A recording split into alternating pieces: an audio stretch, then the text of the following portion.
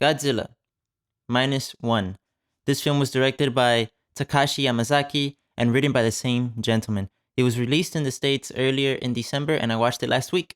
This film follows post-war Japan in its lowest moment when a new crisis emerges in the form of a giant monster baptized in the horrific power of the atomic bomb. This film was made by Toho Production. It's a Japanese studio, so therefore the whole movie is in Japanese, but if you choose to do so, you can watch it subbed in theaters. So I've only seen 2 Godzilla films. I've seen the American reboot in 2014, and while the movie was very cinematic, I was not the biggest fan of its story.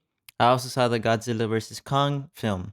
And in both of these films, Godzilla is portrayed as this good guy or someone that we're rooting for. Definitely not the horrific power he carries in this film. This film explores a different interpretation of Godzilla.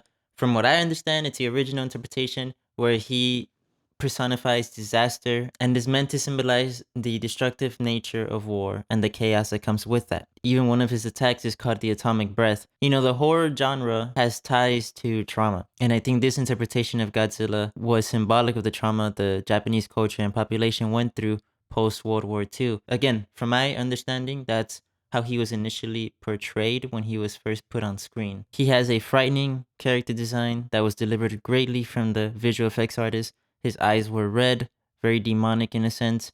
He wasn't selective about his targets. He was just this mindless path of destruction, very similar to war and very similar to a nuclear bomb. Because of this, Godzilla in this film was a lot more interesting than in the other films I had viewed. Our main protagonist, Shikishima, is an ex-kamikaze pilot. He stumbles into forming a family of strangers, played by a very dynamic cast. Each adds endearing qualities to their characters.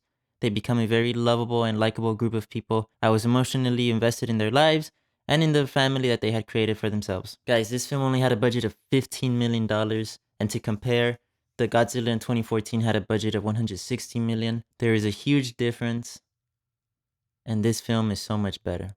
I think it's movies like these where you make something out of nothing or very little that showcase how talented these artists are, and how a good story with strong characters will always be the better experience for the audience. It just seemed like a very motivated movie. The graphics are amazing for the majority of the film. There's minute details in Godzilla's eyes, scales, and the destruction scenes are so masterfully done. It's crystal, and it's hard to grasp that they only made this with $15 million.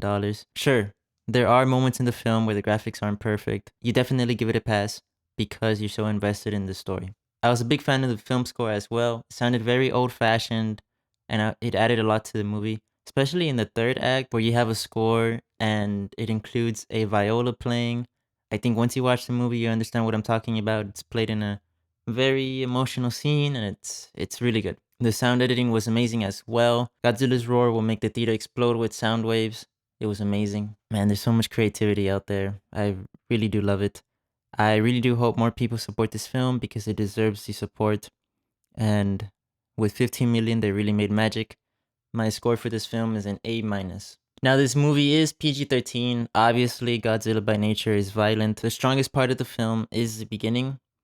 There is no sex scenes, no sexual innuendos, and the language is tame for a PG-13 film. Please go to the movies and support this film if you have the means and wanting. Thank you so much for watching. If you like this video and videos like these, please subscribe. I will be reviewing more things soon. Bye.